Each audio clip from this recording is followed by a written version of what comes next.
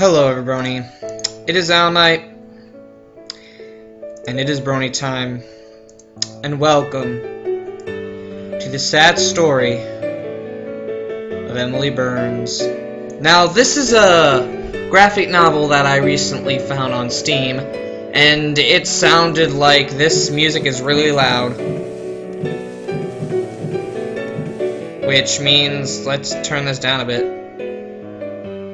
That is really loud. So I hope that makes it better. But since this is a graphic novel, I do want to do this game, and one of the main reasons is because I never done a graphic novel on this channel, and I mean, heck, people have been doing them on this. People have been doing this for a while now. And, sorry, I'm just trying to associate my camera the right way. And since this is a graphic novel, I decided that I wanted to do it. So, let's get into this.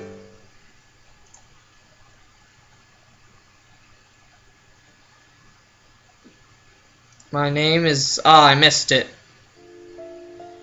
It's all Aunt Catherine's fault, of course. Most things are, according to Mum. Okay, so the British.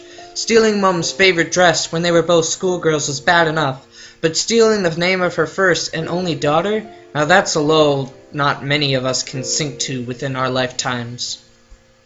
My name was supposed to be Amelia. Mum has always loved the name Amelia, though I don't know why. She wanted to call me Amelia if I was a girl, and Thomas if I was a boy, after her father. And then Aunt Catherine ruined everything. Aunt Catherine fell pregnant with her first child around the same time my mum found out she was going to have me. Their due dates were also very similar, only a few weeks apart. Though Mum and Aunt Catherine had never been particularly close, they spent more time together during their twin pregnancies than they had done over the last decade. They attended the same hospital for their checkups and went to the same support group at the Civic Center, and their rocky relationship improved over complaints about bladder infections, morning sickness, and uncontrollable cravings for anchovies. Mum, or smoked cheese, Aunt Catherine. And then Aunt Catherine stole my name.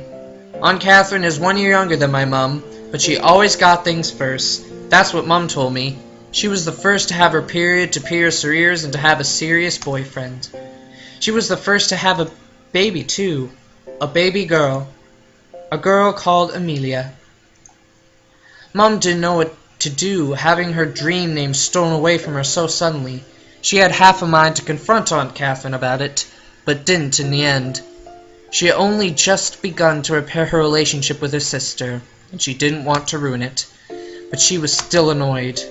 She still is. Mum could have called me Amelia anyway, but the name didn't feel special to her anymore. Not when Aunt Catherine had used it. In the end, after much deliberation, Mum decided to go with her second option, Thomas. Since I was a girl, however, Thomas was out of the question. Was there a female variant of Thomas then? Thomasina? Thomasandria? Thomasetta? Maybe not. There was Toma. However, Toma Andrews. And that's how I got my name. That might explain why I didn't like it very much. My name isn't really mine. Like clothes that are 2 sizes too big, it doesn't fit me properly. It never has. That's because it was never intended for me. If I'd been called Amelia, would my life have been different? Would it change who I am? I don't know, because I've never been Amelia. I'm just Toma, the weird girl with the weird name. And my name isn't the only weird thing about me. Ever since I can remember, my mom has been obsessed with family history. She says it's like playing detective, peeking back into the past with only fragments of information, trying to find the truth. Mum took me to the library with her when I was small, so she could keep a watchful eye over my little blonde head while she delved into the annals of our family's long-lost history. Don't know what that means. There, she would spend hours and hours searching through the online database and old archives, on the hunt for articles about Spencers, or Kendalls, or Littons, or Brecketts, or Bradfords.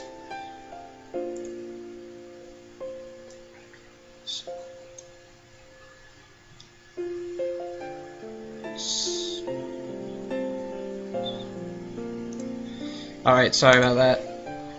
Fortunately, our family used to be pretty rich back in the day. Mom says it's a lot easier to research your family tree if you come from a wealthy background.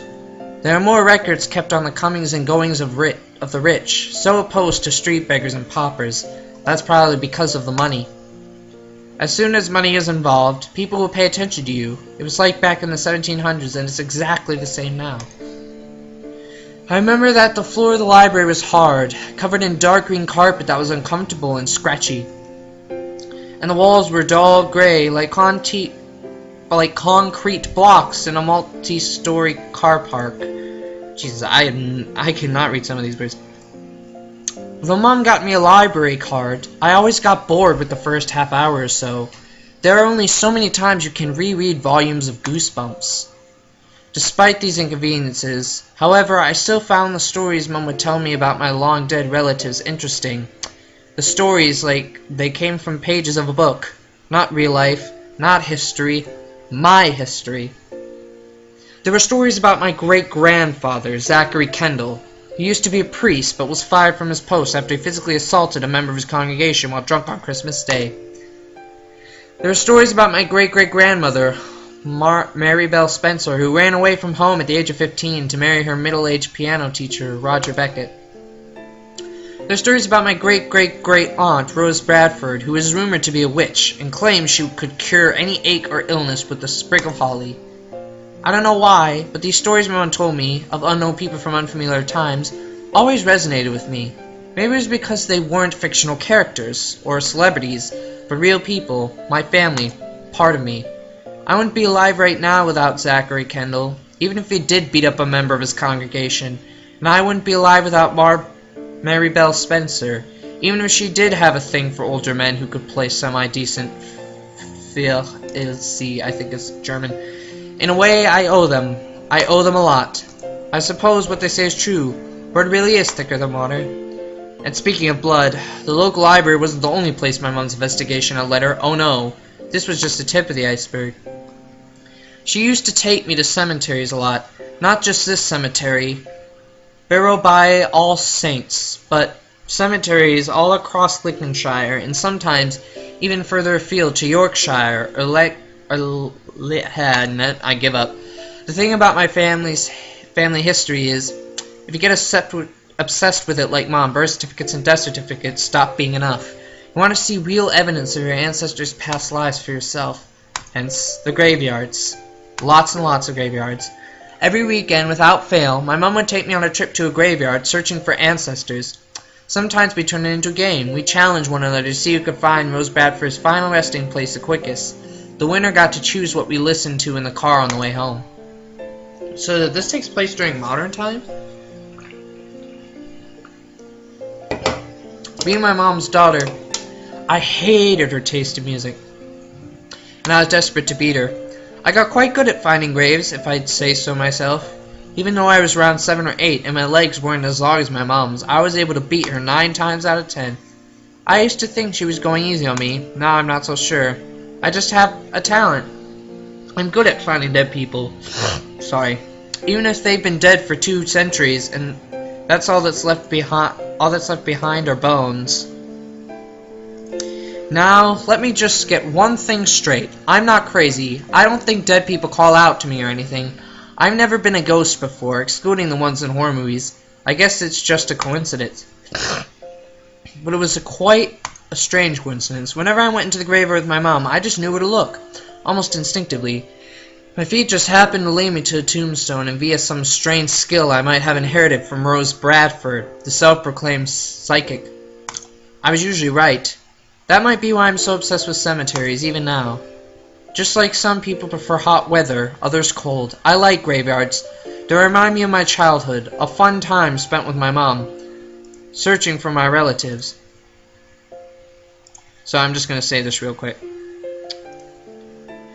When I went looking for graves with my mom, I was almost always right, ever since I started attending St. Hugh's College. However, I've only ever felt wrong.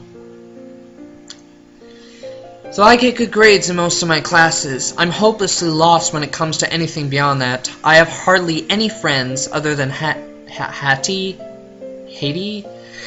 And even she might turn against me if she knew how I felt about her. I'm nothing like Amelia Miller, who just so happens to be in the same form as me. She's always surrounded by people. They all love her. Would they love me if I'd been called Amelia instead? I don't know. But I do know, even though it's unfair and ridiculous and I don't dislike Amelia, I'm still jealous of her. Her parents are still together and her dad has a good job, and she has nice skin and pretty blue eyes, and she's incredibly popular. I, on the other hand, am awkward and shy, and I can't hold a conversation with anybody other than Hattie. That might be another reason why I like graveyards. There are lots of people in them, but they can't bother...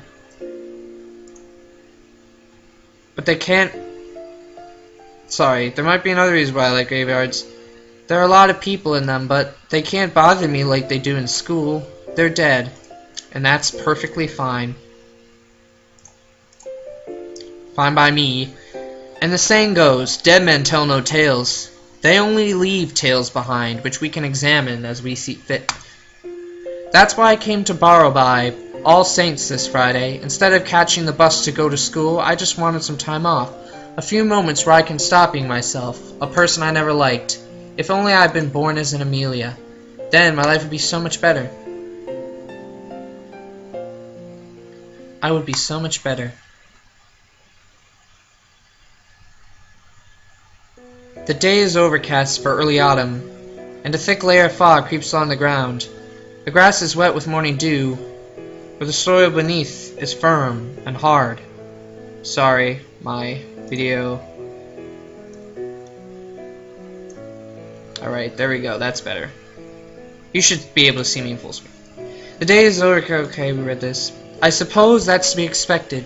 You didn't want to build a graveyard on marshland where people would run the risk of falling through the earth and into the graves. I might have an affinity for the dead, but not even I fancy popping in for an unexpected visit. With Gerald Fisher, 1843-1912, and Aline, wife of the above. It's cold, too. The wind snakes down my spine, and I shiver. It isn't a rough wind, though. Instead, it's soft, brushing past my cheeks and through my hair, in the almost apologetic manner. The leaves on the trees are dark green, some already turning red and yellow, but the sun in the sky is obscured by clouds, so everything looks gray. My feet crunch over the stray leaves with every step I take. That's the only sound I can hear. Just me, the wind, and the leaves.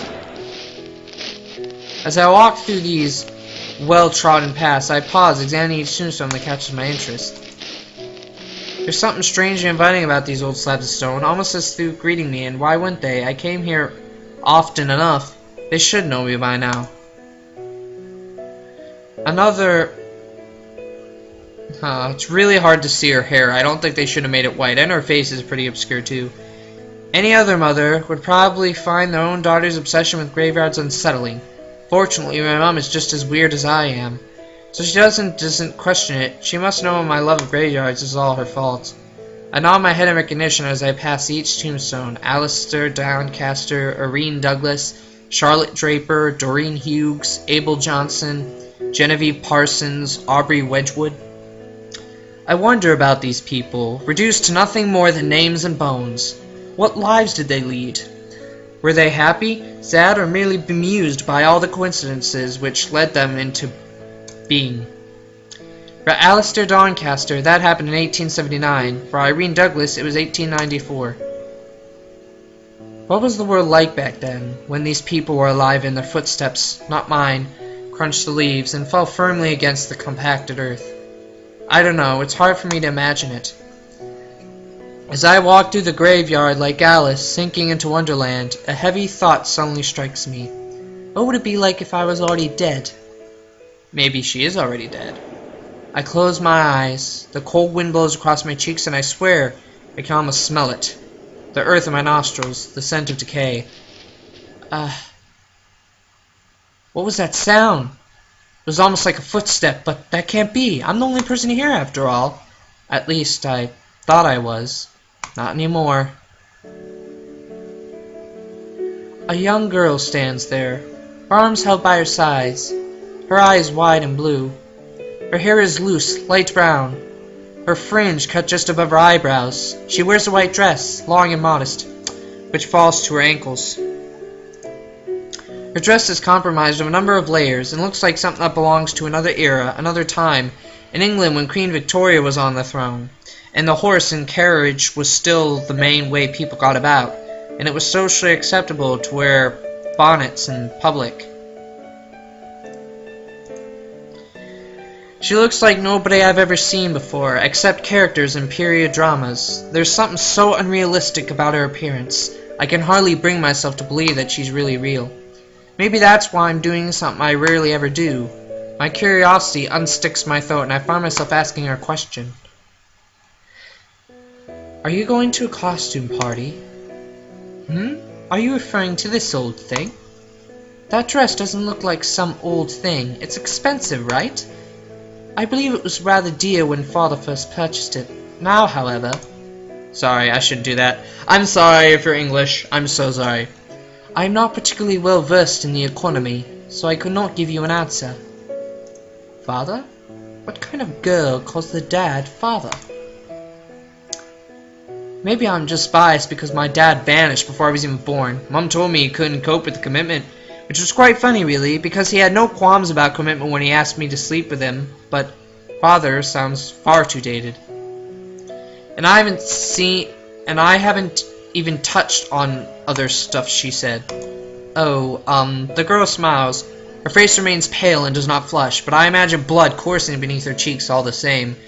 She gives the impression of blushing, even though she does not. I suppose most people use dad nowadays. Forgive me with such a phrase, and it sounds quite peculiar to me. And the plot thickens.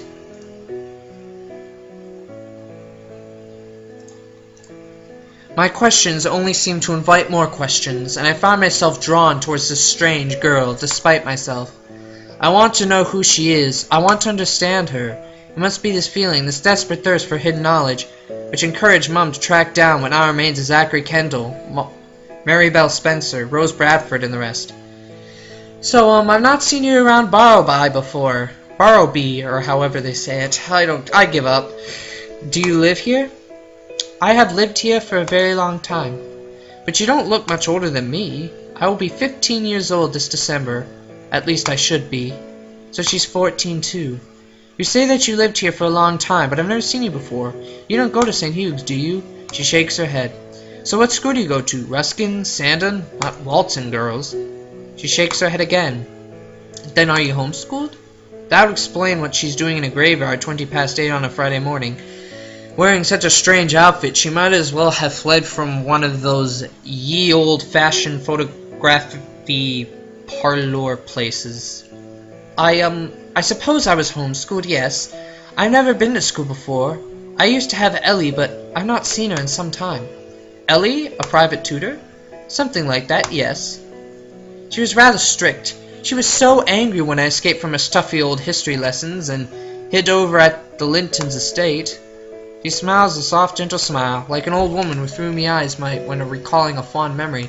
I don't know if I've ever seen anybody my age pull a face like that before. Just who is this girl?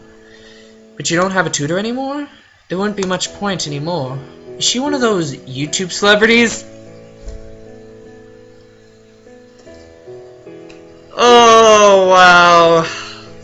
Meta. Then, she looks part in those clothes. I can imagine her as one of those eccentric, self-proclaimed living dolls who get thousands of subscribers for eating food on a camera. So, I'm sorry, this is the first question I should have asked. What's your name? Emily. Emily. I think I can remember that. It's a common enough name. There are two Emilys in my class, Emily Hargreaves and Emily Turner. I don't know if this name fits the girl in front of me, though Emily sounds too simple. Somehow, and unfinished too, like a sentence ending with a full stop. I can't investigate her further. I think this was not really well. Oh. My webcam's lagging. Oh well. No more of that. I don't investigate me further. However, hardly know what right I have to ask so many questions, and if it would not be too rude, may I inquire as to what I should call you? Oh, I should have expected this. When somebody asks for your name, it's only polite to ask for theirs in return. I don't like answering this question, though I have ever done. Just what is my name, anyway? It says Toma on my birth certificate, but I can't bring myself to believe that. Not when I was fated before I took my first breath to be called Amelia. Oh my, do not look so troubled. You will make me feel guilty. I'm sorry. Ha! What a funny girl. You don't need to apologize. She thinks I'm funny, does she? That kind of stings, given how peculiar she looks. You do not need to tell me your name if you do not wish to. We all have our own secrets. Are you sure you don't mind? I'm quite sure. I could just make up a name for you instead. Well, I hope you're not adverse to this suggestion. I either like giving people nicknames. I would always call Miss Warren Ellie. Her first name was Helena, you see, but she got mad at me because of that, too. This little girl has no manners. She would always say, sorry, I read that wrong. She may have a pretty face, but she behaves like a gutter snipe. This is really awkwardly written. Not that I give a button what she thought. These aren't real words, you realize? Whatever. Father was paying... Well, they're real words, but they're not meant to be used in that sentence. Father was paying her enough, so I thought it best to make her work for her wages. She may have found me irritating, but I certainly wasn't boring. Well, I suppose it's fine. Then I can think of a name for you? Yes, it doesn't bother me. Anything would be better than Toma. Well, let me see. Emily looks me up and down, one finger against her lower lip. Her smile is teasing, and her eyes flash mischievously like a naughty schoolgirl's in Enid Blyton's story. In the Enid Blyton story? She'll be talking about condensed milk and tinned sardines next, I'm sure of it. Alright guys, well, I am going to split this up into parts since this is pretty much a story, so I'm going to go ahead, save real quick. So, yeah, so that pretty much ends the first part of this story. And I really do hope that you all enjoyed it, and I will see you guys next time.